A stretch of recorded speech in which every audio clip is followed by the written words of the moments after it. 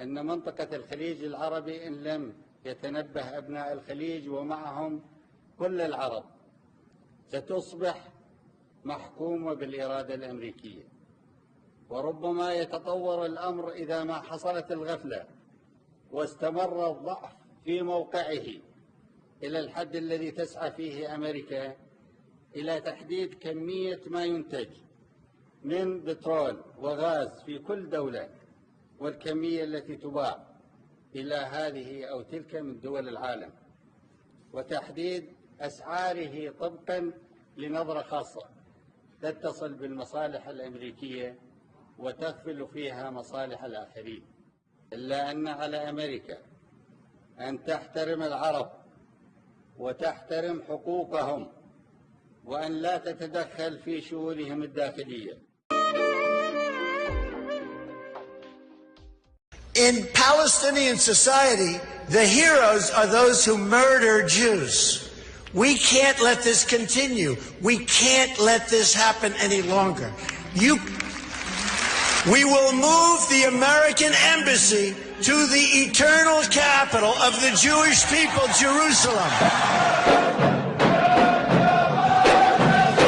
أبرم الرئيس الأمريكي دونالد ترامب الذي يتعرض لانتقادات سياسية في الداخل صفقة أسلحة مع السعودية قيمتها 110 مليارات دولار في أولى جولاته الخارجية. الآن يا شعب نجد والحجاز يا شعب الكويت وكل شعب مثلهم، ترى الآن ثروتكم تدفع للصهيونية. ترى اللي الآن يضرب شعب فلسطين، الرصاص اللي يطلق على شعب فلسطين داخل فلسطين ترى هو بأموال هذول بأموالكم. ونقل سفارة أمريكا إلى القدس. بدورها رفضت قطر التوقيع على نتائج القمة، وردت قطر برسالة إلى الديوان الملكي السعودي أهم ما جاء فيها: لن نبيع مبادئنا ولو مسحت قطر من الخريطة. سندعم حماس والمقاومة الفلسطينية حتى ينال الشعب الفلسطيني كامل حقوقه. سندفع الرواتب لقطاع غزة المحاصر.